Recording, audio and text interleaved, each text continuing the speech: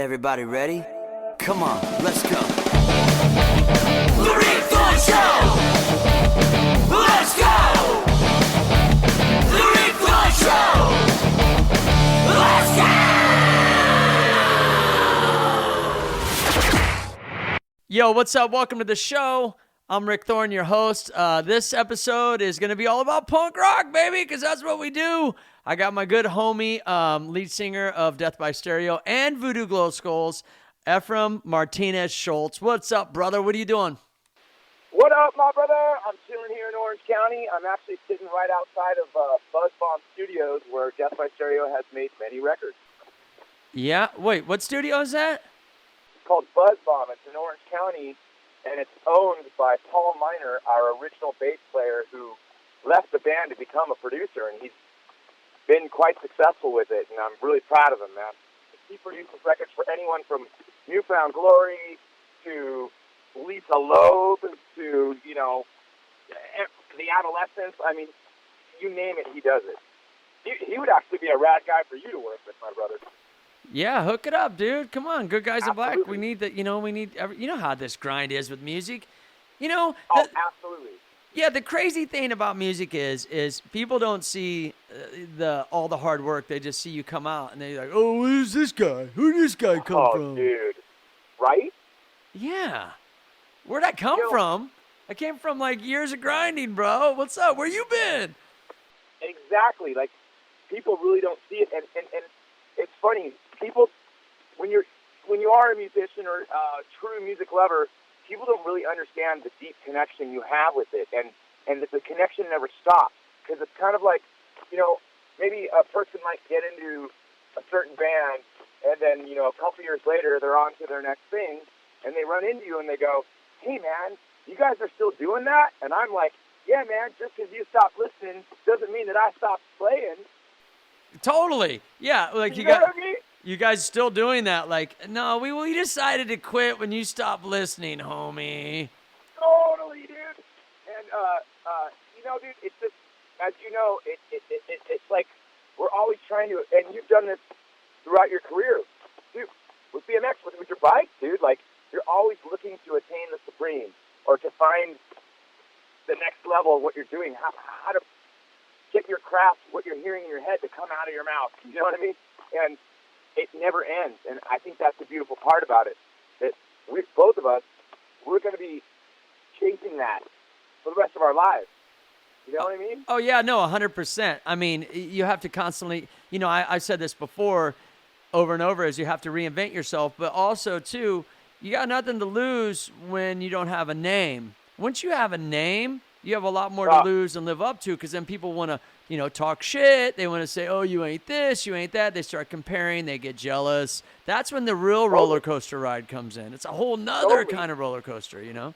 Absolutely. And as you know, as a songwriter, like, I heard it, Brett Gerwitz of Bad Religion say something that totally spoke to me and made sense, because, you know, once you have a name, you have something to lose. He was saying, in the instance of Bad Religion, I remember they had made all these records, and then they came out with the Generator album, which sounded different from a lot of their records.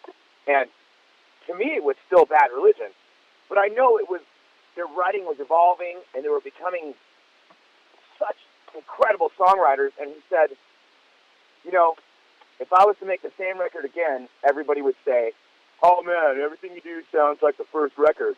He says, but then I made a different record, and everybody just says, "Oh man, I'm really only into their first record." Yeah.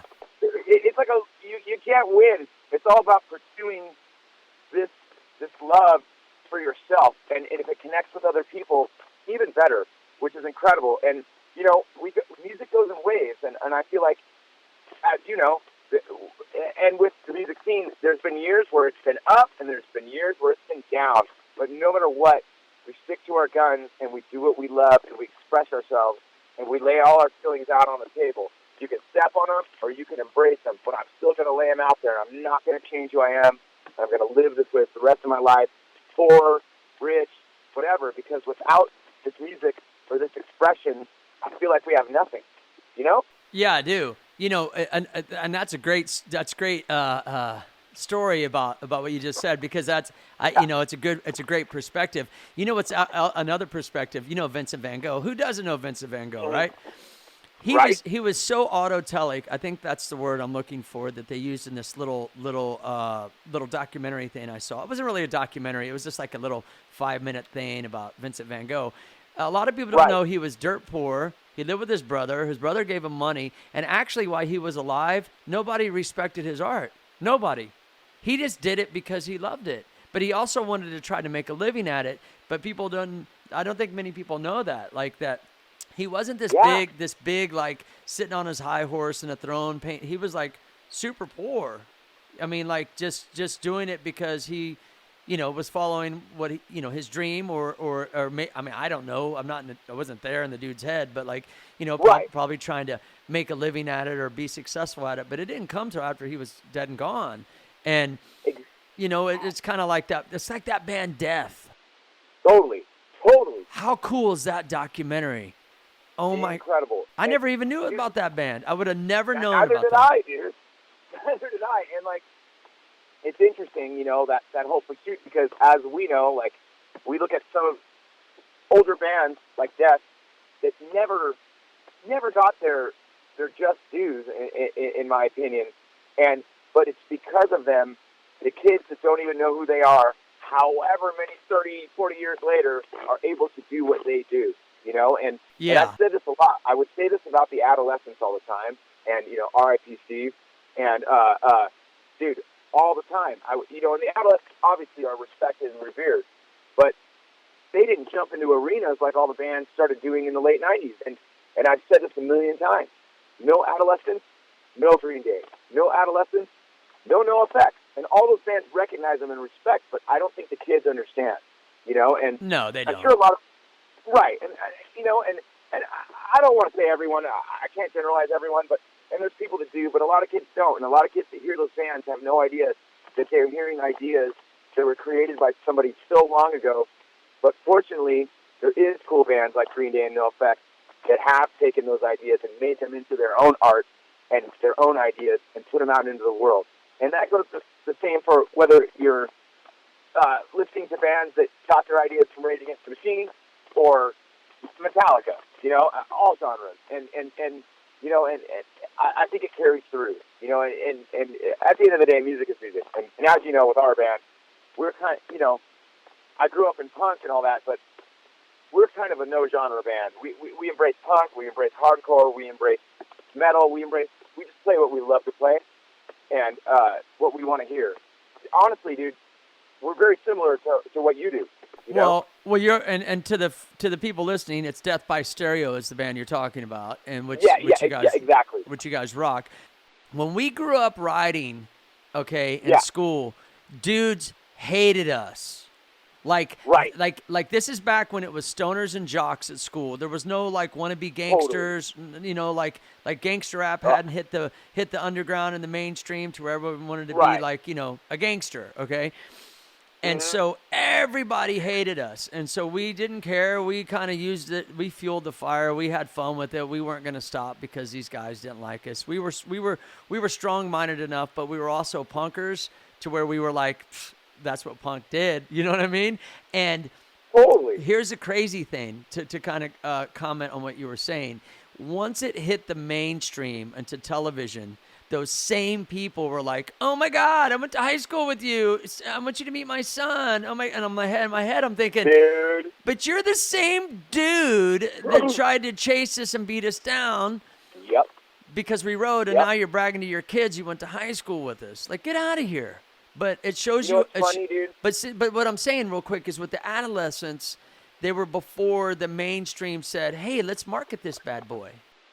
Totally. You know what I mean? You're absolutely right. And it's funny. I feel the same way because I remember being in like junior high and high school, even elementary school, and I just never felt like I fit in, and I never felt like I could really connect with anybody. And there was just a few kids, and you're right, everybody hated us, and clearly not on the level that you were. But I'm going to be a nerd right now and tell you I was everywhere on my bike too. And that and it transitioned into into skateboarding and a Right. whole love of music. And, dude, I remember being in school and these dudes, same thing, they would never talk to me ever. And then our band was so lucky, and Epitaph took us into their house, and they put up an epitaph, and then next thing you know, all these great things were happening, and I'd be out in my town, I'd be hanging out in Fullerton, my hometown, and like, then all of a sudden, like, some dude, hey bro, what's up, man? I saw you at the Warped Tour, and I was like, man, I don't even know your name because you never gave me the time of day. Well, that's people for you. You know how it is. Yeah, exactly. But all that did was fuel me to go farther. Get more punk with it, bro. You know what's up. Exactly. So Yeah. I feel just like you. It's always like, hey, man, this and that, this and that. I'm like, shh, whatever, dude. Hey, you know what? Thanks for listening to my band, dude. I'll see you around. You know what I mean? Yeah, Like, yeah, and I'll be like, hey, nice to meet you, and tell your dad next time he plays me in Matt Hoffman or Tony Hawk video games, suck it! yeah! Because we didn't quit. We don't quit around here, man. So listen, back to your band, Death by Stereo.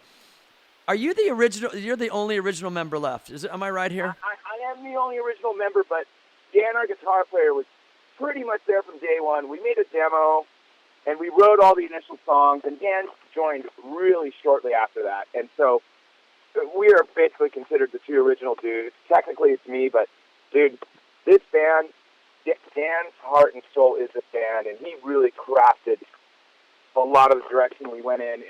And I'm not going to lie, Dan crafted a lot of the direction I went in with my life. My best friend. Oh, that's awesome. And we went on this journey together, and he's always been a really inspirational person in my life. And, you know, ups and downs with music, you get really high highs, you get super low lows. And at the lowest of the lows, he was always there, always pulled my head out of my ass. Like, hey, dude, it's going to be okay. We just got to get through this tour. The next one will be better, you know? And he always kept me pumped and really inspired me to push myself and be better, because Dan was always the best guitar player I knew. But I watched him just soar as we got older, and just watched him progress, and watched him just practice with it was almost like an obsession to just get as good as he possibly could, and he's still learning. And he inspires me every day still, because that dude, I'll tell you right now, he's on tour with his other band, Zebrahead, right now, that he ended up joining, but I tell you right now, he's sitting in the back of their tour bus by himself with headphones on, practicing for 3 hours. That's awesome. You know, and the same way you do with your bike and with your music, and I do with my music and all the different projects, and dude, and that's what Death by Stereo has always been about, progression, you know? No, for sure. Speaking of projects, I mean, I know you guys are always busy. You're always doing stuff. I saw something online that you guys have a beer coming out, Death by Stereo Dude. beer. What's up? Dude, so Hook me up with the sixer, bro. A 12-pack or something. Oh, I got you covered. We are really, really fortunate that there's a great friend of ours. His name's Justin, and on Instagram, his handle is Beer Punk. Right. And he's I don't know what to call people in the new age of the internet, but I guess a beer influencer. And so people come to him to, like, hey, I'm sending you my beer to review, you know, and he knows a lot about all that. And so Justin approached us and said, hey, I want to take you to a couple breweries and see if there's any interest there and if something sticks, because I think a Death by Stereo beer would be really cool. And we were like, yeah, we think that'd be cool too. And the irony, though, is, you know, our band was always known for, man, we could put them back. And okay. So wait. So you guys were known for drinking? Oh, dude, we would party our asses off out there on the road, and we could hang with the best of all the boys. But So this is like a dream come true, like friggin' beer sponsor. You know what I mean? Oh, absolutely. But here's the funny thing: now that we're all old, the rest of the guys hang really tight. But now I am like the beer once in a while guy. You know, that's the irony of it. Like, I'm not gonna lie to you, dude. I really don't drink a ton, but I really appreciate it that it tastes nice and it's great. But Right.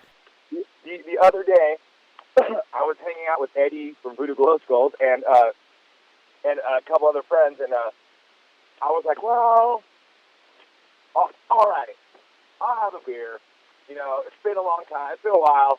So I had one, and I was like, oh, you know, that wasn't too bad. You know, and they're like, well, you could have one more. And I was like, well, I don't know, guys. And so I had two, and holy moly, dude, I was smashed after 2 beers. And I said, how far the mighty have fallen. And I remember I looked at Eddie, and I was all drunk, and I was like, man, I used to be really good at this. Well, actually, you know what? I'm with you. I'm with you on the same. I'm on the same page with you because I very rarely drink, and if I do have a couple beers, I'm like good right there. You know what I mean? Oh yeah. So being able to like not drink a lot is actually a good thing. I think. You know what I mean? Like, no, you're right. Hey, yeah, it's actually like really good that you don't drink a lot like that anymore because you know how it is. You know. Totally. Doesn't mean you're a wimp. It just means that, like, you know, hey, been there, done that. I got to stay focused on what I'm doing. And would I be allowed to play a Death by Stereo song on my show? Absolutely, man. Well, what song could we play? You know what? Our last EP, there's a song on there that I really, really, really like a lot. That there's a guy named Thomas from a band called Strike Anywhere. They're from Virginia, and I'm a really big fan of Strike Anywhere. And if you haven't checked them out, you should, dude. They're so good, and he's got such a rad melodic voice, but at the same time, it really cuts through like a razor, you know. And so I wrote a song called "They Feed Us Death," and it's about the modern era of food and how we're being poisoned by our food. And I mean, Monsanto Farms are growing vegetables that can kill you, you know? Yeah. And so I wanted to talk about it because I was really inspired a few years ago because I read an article that finally someone stood up to them. There was something went down in Hungary where the government burned down some of their fields. Like, hey, we're not going to allow this. Awesome. And I was so inspired by that I wrote the song. And my friend Thomas, he's such a good singer. And so they make food so they have a plant in Hungary, but they sell the food here or sell the food there or everywhere? Monsanto grows everywhere. But they're the people that are like making GMO foods and putting chemicals in the foods. We're going to grow the biggest tomato you've ever seen. Oh, but gosh. It's poison. It's poison. Right. And, you know, I've read articles where they're talking about farm workers getting rashes from picking fruit. You know, like, wild. It's all bad, man. And that's something I can't wrap my head around. How do you screw up fruit? How do you screw up nature, you know? Vegetables. I was just so inspired by hearing that some of the one government took it upon themselves to burn down those fields. That's incredible. And we can start again. We can make things right. We can change things. It's not too late. I truly believe it's not too late. But we all really need to wake up, you know. And I'll tell you what, you know how it is for musicians, man. We all have to work in between tours and all that, and I take gigs sometimes. And so I was tour managing a band from Spain, and they were kind of like wait, what band? Kind of like they're called the Pinkertones, and they're kind of like Weezer, kind of really cool band. And I was tour managing them, and we were somewhere in the Midwest, and they were shocked because they come from Europe. Portions are small. A small Coke isn't a large.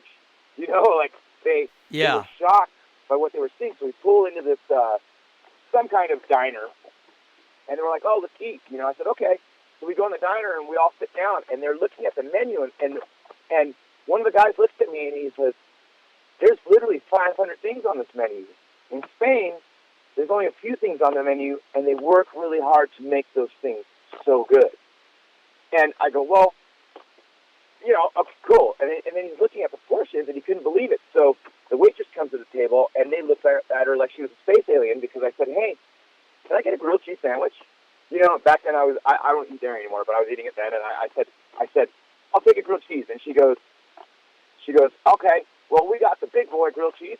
It's 3 slices of bread, 15 slices of cheese, 80 slices of bacon, blah, blah, blah, blah, blah." And I go, no. Can I just get a grilled cheese, like 2 slices of bread and a piece of cheese with some butter? And she goes, "Oh, you mean like on the kids' menu?" That's a red flag, dude. And these dudes from Spain were looking at me like, what is going on here? You know, like, we've never heard of anything like this. And I just was like, yep, give me the kids menu. And the kids menu was a normal grilled cheese like the one you'd make at home. I just think that the food choices that we make, or we consume way more as a nation than we actually need to. And a lot of it's just a lot of ridiculous, like, unhealthy food that you probably shouldn't be eating anyways, you know? Exactly. And you know what? The kids are getting it in their school lunches at school. Like, it's all bad, man. You know what I mean? Like, yeah. Well, I make my, I've always made my kids lunches, and now that my daughter's going into junior high, she's kind of over the fact that she has to bring her lunch, but I get it. But we've raised her to be really smart, and to, like, her eating habits are really good. So, yeah, the school lunches are I mean, it's like prison food, dude. I mean, not that I've ever been to prison, but I just. But it is pretty much prison food, and it's served like prison food. I mean, and you know what? Not all schools, but unfortunately, these days, like, I remember driving back past one of my old schools, and it was all fenced up and all weird. I'm all, that school looks like a prison. That's what school felt like. I mean, Dude, no, I'm totally. kidding. Interestingly enough, I know this is a little bit of a tangent, but I've been trying to, I've said it on stage a bunch of times, and I just want to raise some awareness. A lot of people don't realize that in elementary schools right now, and there's, in California, because as you know, budgets get cut for school all the time, more bombs, less books, you know? And, dude, there's so many elementary schools now that don't have a library anymore. Are you serious? Yeah, last year we did a show at the Slide Bar in Fullerton, and we did a show at Slide Bar, and I said, you know what? No one can get into the show unless they bring a book for a child. And I drove down to my elementary school. I even put it on the flyer. Raising books for local elementary schools. I called no school. I called no one to approve it. I drove to my elementary school with 150 books and, like, a bunch of boxes, walked into the front office and was like, you don't know me, but I know you guys, and here's all these books. Please give them to your kids. And they just looked at me like I was a space alien, like, what is this weirdo guy in here? And I had a mohawk at the time, and, you know, and they're like, who's this weird guy? But then by the end of it, they were like, wow, like, no one's ever done that. And I go, that's shocking to me. Wow, that's really cool that you did that. That is shocking. My kids' schools still have libraries, so I had no idea that this was going down. There are schools that libraries got cut. Librarians don't.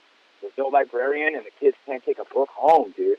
Like, that's a crime. It's just a crime. And so I think we just all need to stick together, stay positive, and do what we can. And, like, dude, it's really, when we say it's for the kids, it really is, man, because as you know, you're a father, like, it is all about the kids, and we have to do everything we can to make this world better for them.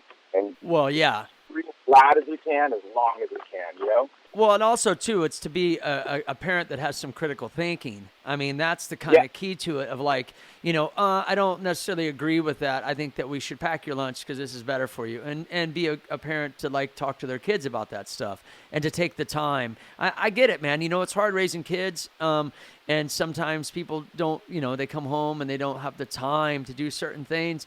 But those little things go a long ways in educating your kids and stuff. I think that that's amazing that you did that, and that libraries should definitely stay. You know, of course we have phones, but I think you still should be able to sit down to read a book, and it doesn't have to be on your phone. You know what I mean? Absolutely. Like, dude, that experience, and that, it's just a different way of absorbing information. You know what I mean? And, yeah. And also, and with the new studies and with the proof too, it's kind of bad for your eyes to stare at your phone for that many hours, to stare at a screen. It's horrible, too. Exactly. So let's get some books in kids' hands, and let's fire up those imaginations and turn that imagination on and open up those futures, you know? Yeah, I mean, yeah, dude, the phones definitely mess your eyes up. You're on the road, going to ride at shows, going to play shows, just sitting on the bus or in the Sprinter or whatever, and you're just reading your phone the whole time. Yeah. Or on your laptop or whatever your medium But it's is. so, like tempting all the time, you know? You can go to it and you can be like, yeah, what's It's an new? addiction, dude. Yeah, It's an addiction. I'll tell you what, though, it's a little overwhelming for me at times. Like, I go through these phases where I'm really active and I'm on my social media, and then I'll go through phases where, like, you know what? I need to decompress because a human being wasn't meant to take in so much information at once all day, and it's overwhelming. Yeah. Well, it is. Everybody has anxiety now. I believe that every human being has this underlying anxiety that's been created by this whole world of chaos, you know? Yo, so let's get to this song, bro. What's up? Okay, this song is off our last EP, which is entitled Just Like You'd Leave Us, We've Left You for Dead. The song is titled They Feed Us Death, featuring Thomas from Strike Anywhere.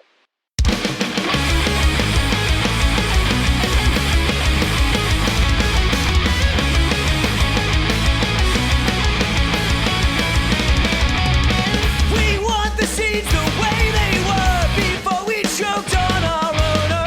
We eat the feast of the dead. Border walls painted bloody red. Their actions won't define you. Don't let them undermine your soul. This is the end of mankind. Perfectly designed. Just play your role. I never have. I never will. This is the part of me you'll never. I never have. I never will. This is the part of me you'll never care. No more than feed us death. They feed us. I've got a strong desire. Stop your neck. I'll stop your neck. No more, there's nothing left.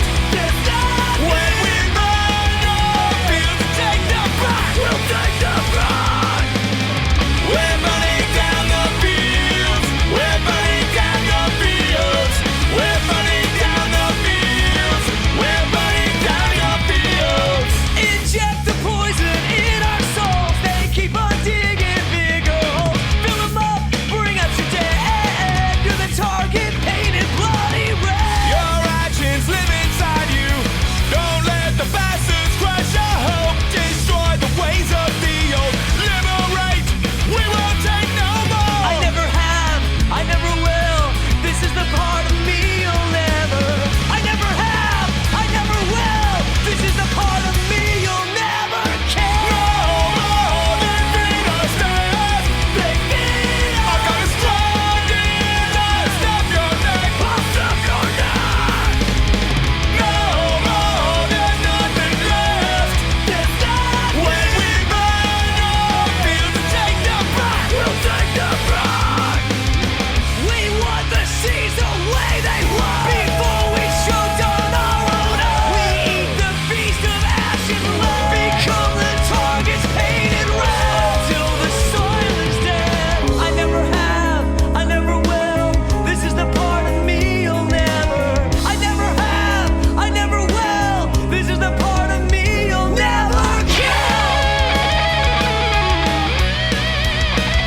Never care.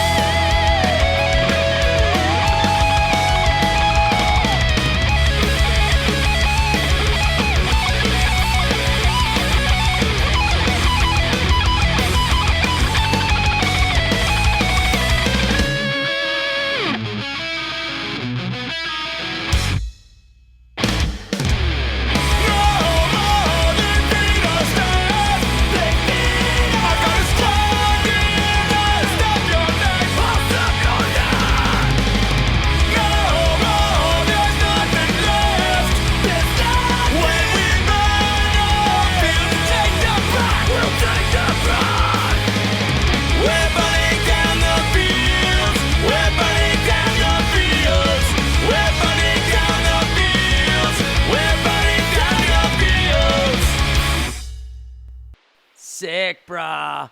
Woo! Woo! I love it, dude. Everybody, definitely follow Death by Stereo. Definitely go see them when they play in your town or your country. And Yeah. you also Right. sing in Voodoo Glow Skulls. Yes, which is one of the coolest things that could have ever happened to me. It's such an amazing thing that happened to me. I've always been a big fan, and there's over the years, Voodoo guys were always really kind and cool to Death by Stereo in passing, or we'd see him at a fest. And one night I was hanging out with the guys from the band DFL, and I was talking to the singer Crazy Tom and the guitar player Monty, and they both were saying, "Hey, did you hear that Voodoo lost their vocalist?" And I remember instantly just feeling bummed out. I was like, "Oh, that's awful. Those guys are so rad. I hope they're cool." And they said, "You know what? You should call them, man. Like, it would be kind of cool." And I said, we're really different, and that guy's style is so unique. I don't know if I could pull that. And I go, you know what? In my mind, I said, I'm just going to write Eddie and wish him well, and George too, because they're just such rad guys and always were so cool to me. So I wrote them on Facebook, like, hey, like, if you guys get it together and it keeps going, like, Death by Stereo would love to play with Voodoo. And Eddie just started writing back and forth with me, and then it turned into, hey, man, I don't know if it's weird, but if you need a fill-in, like, I'd love to do it. And he wrote me back with his phone number. Wow. I called him, and he was like, bro, we had a conversation about you. It was like fate. And I couldn't believe it. So he's all, here's a million songs. Get familiar with them and come try out. So, dude, I just bombarded myself with Voodoo. And, dude, it was so challenging because, dude, Frank is a great singer, and his lyrics are amazing. And the one thing, he's like a really fast rapper. Right. The cadence is insane, and he says so much in such a short time that I was like, okay, I got to get better at sounding out my words and being more clear. And I just studied, showed up to their house, and I sat there and hand wrote all the lyrics to help me get familiar with them. Then I typed them all out, and I brought my whole packet of lyrics. Then I just went for it, and they seemed cool with it. They said, hey, we have a tour coming up. If you can do it, let's see how it goes. And after the tour, they kept me, man. So, awesome. That's amazing. You said something that stuck out to me. You wrote it down. You wrote the lyrics actually down with a pen. Was that because you wanted to, every single one? So was that because you wanted to like feel it more? Because, writing it, you feel things more than typing it. Exactly. I feel like with my own lyrics, like when I'm writing them down, like I'll write them down and it's like a blurry page of just mess all over it and ideas, and then I will rewrite them, write them really nice. And the song changes, and I write them again, and like they kind of become part of me, and I really do feel them, and they get burned into my brain. So I was like, I'm going to apply the same thing to Voodoo's lyrics, and I really feel like I got inside them and I got to get a really understanding for what they were saying, and I learned a lot about them and them as people and their views and their lyrics, because Voodoo's a really fun band, and it's a party when you see them play, but I dug deep into it. There were so many metaphors and so many ideas that I never really understood. That they're fun and they're a party, but they touch on a lot of social things. They touch on a lot of cultural things. It was a great way for me to really get into their heads, I do know, and you have more of a connection. Is it difficult because Voodoo had such a fan base already, and your band had a fan base, and it's very rare, very, very rarely that lead singers can go from one band to the other unless they start a completely whole new project and be able to pull it off. How did you find it to be able to change your vocal style to Voodoo compared to Death by Stereo? Was that obviously that took some practice? It was so hard, and on top of it, I kind of had a couple obstacles because I haven't really talked much about it, but so kind of right before that all happened, I started developing some stomach issues, and I had gastrointestinal problems, and my stomach was getting eaten up by acid, and it was a lifetime of being on the road and partying or whatever, and I had to change my life and change my diet and change the way I thought about it, and so you just were having a bunch of like stomach issues, and you said, I need to go to the doctor, Yeah, and I started seeking out help because, dude, I was in pain, man. And dude, I couldn't. I was having trouble digesting things. I was trying to seek out what the problem was, and then, dude, I had so many acids flying all over my body, dude, that when I would sleep, they started washing into my throat. And I kept trying to sing at practice with Death by Stereo and was like, dude, why am I blowing my voice out so fast? This never happened to me. And we went on this tour to Australia, and then we went to Japan right after, and I was so torn up. I mean, more than I'm usually torn up. You know? Right. Because I get torn up, like we all do. But it was really Yeah. affecting me, right? And I was getting, like, sore throats, and so I had to, you know, I went to an ear, nose, and throat doctor. I had an endoscopy, a colonoscopy. Dude, you could have made a really kinky movie with all the cameras they had in me. And, and so I realized that, you know, that I had, it's similar to gastritis, but a really extreme form of it. And I said, okay, I need to change my life right now. I need to change the way I think about food, everything. And I talked to doctors, I talked to a nutritionist, everything. And I am completely vegan. I'm eating a way healthier diet. So you're vegan, right? You're vegan right now.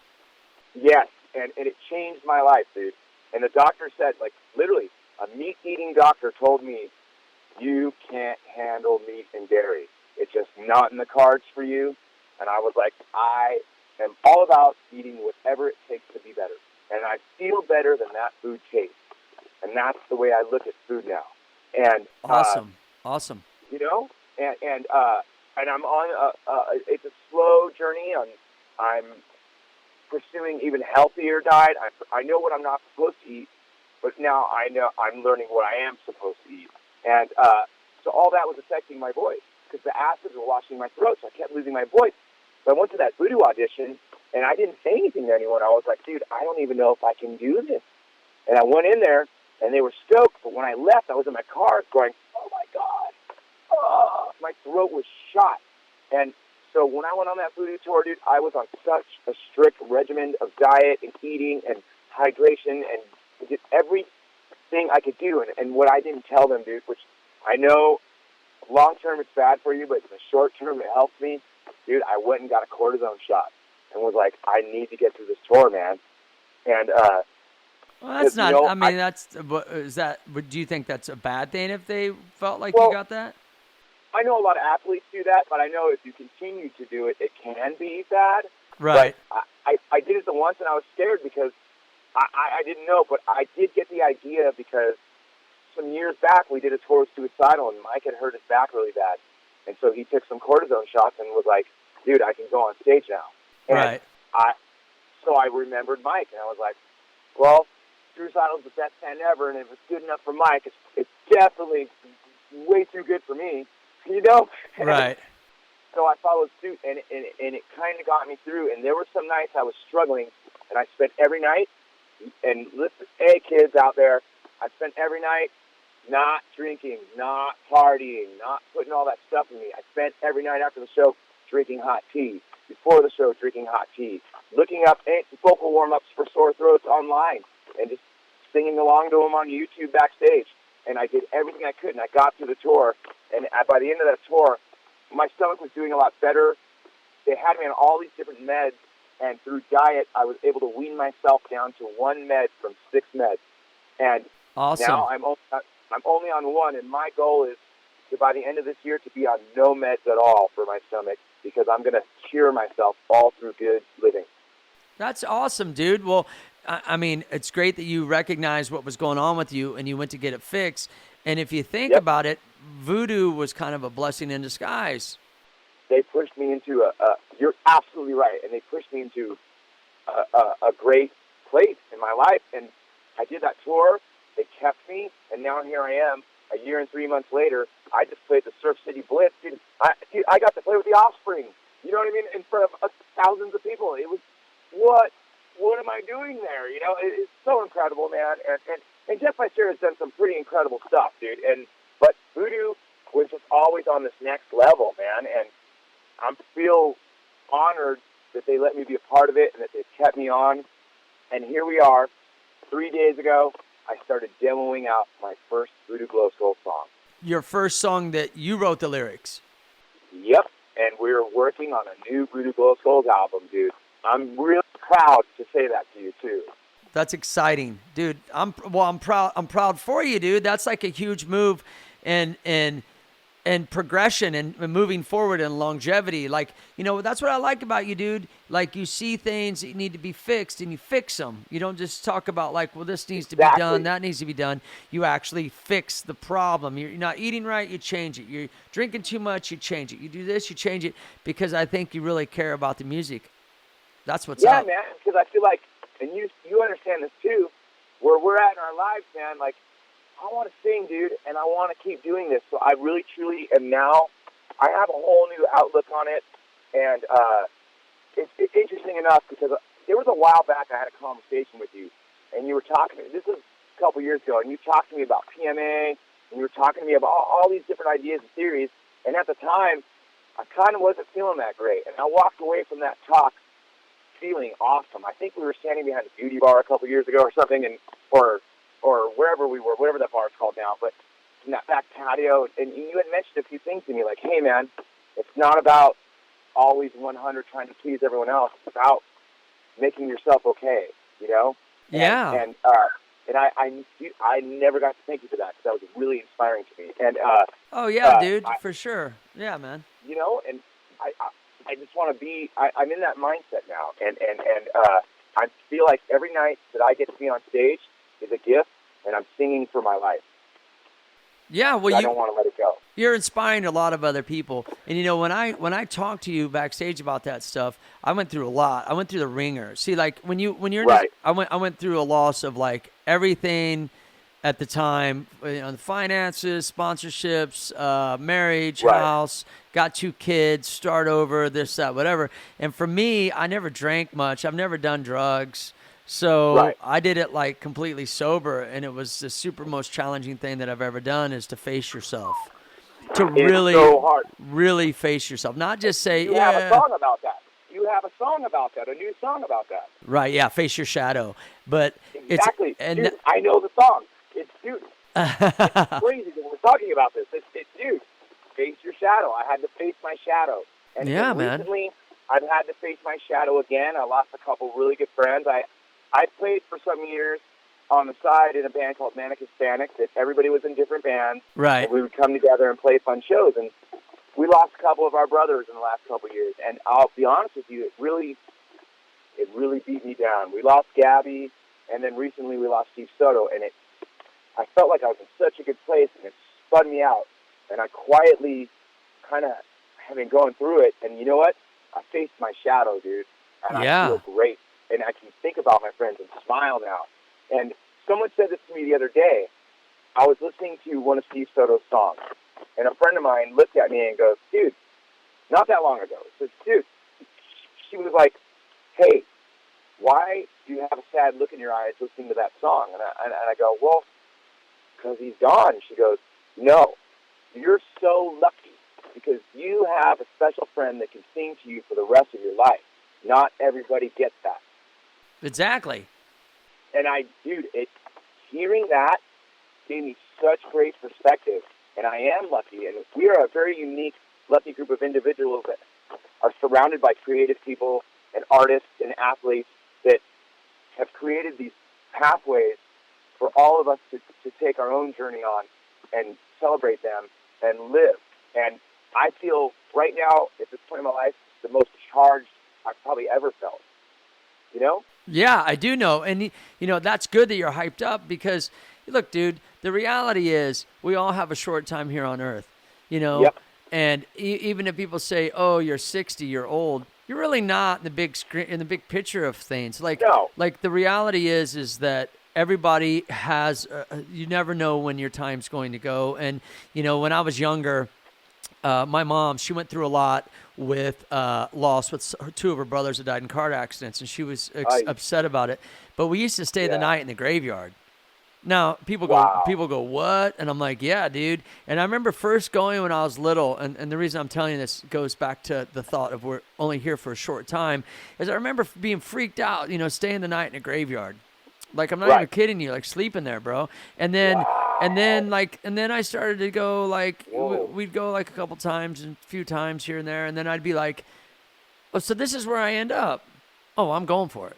I looked at it as like a motivating thing. Not that death is motivating by any means. Losing anyone listening, don't get that twisted.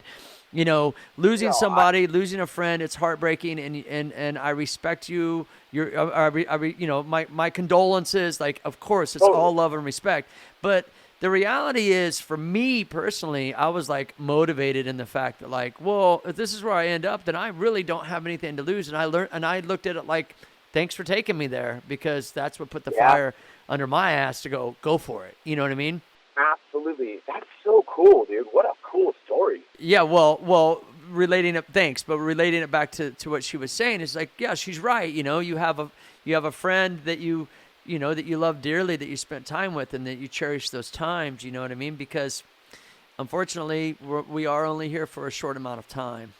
You're right, and it's all about perspective, man. And sometimes it's hard to see it when you're in it, but when you come out on the other side, it's amazing. And all I feel is I want to share this with everyone else. You know, like 100%. Like, let's share this light with everybody, dude. And that's where we come from, man. A creative scene of all kinds of people and all kinds of artists. All of our friends are painters or writers or skaters or musicians, you know, and it's beautiful, man. Let's celebrate this. Let's celebrate all of it, dude, and keep it going. Keep it going, you know? Yeah, no, for sure, dude. I love your passion. I love your drive. I love the fact that you're like, you know, you're able to adapt yourself and to keep doing what you love to do, which is like called longevity, which is like a huge key to any musician or artist, like health and wealth of why they do what they do. You know what I mean? So like, Totally. I respect you. Is there any websites or Instagrams you want to throw out so the listeners can follow you? You can find us at deathbystereo.com, Death by Stereo Band on the socials, Voodoo Glow Skulls on the socials. Just look us up on Instagram. You'll find everything. And what's your personal Instagram? My personal Instagram is F by Stereo, EF by Stereo. Look me up. I'm a part of a really exciting new podcast that you were on. Called, let's talk about that. Yes, I forgot. It's called Into the Weeds.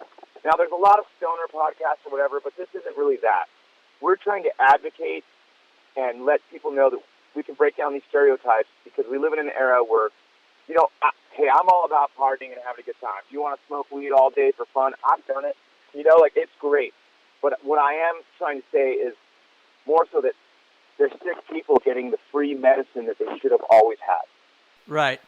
You know, and I'll give you a good example. My mom suffers from osteoarthritis.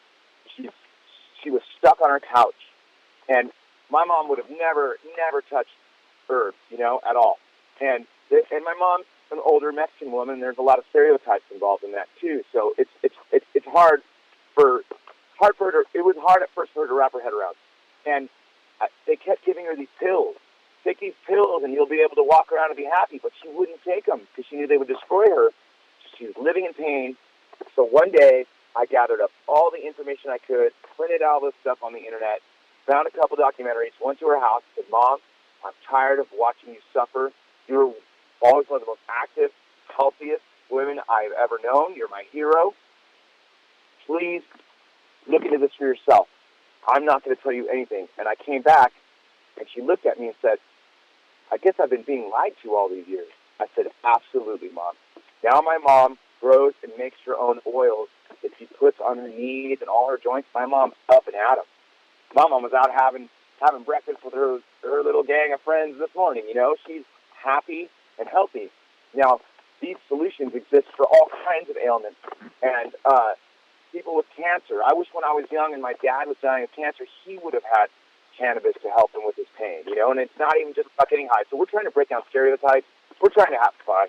Right. You know, and cannabis is something different to everyone. And so that's the point of the Into the Weeds podcast. And you came on, dude, and you shared your opinions on it too. We've had straight edge people. We've had sober people. We've had full-on stoner party guys. You know, and dude, all I know is that no one's ever died from it.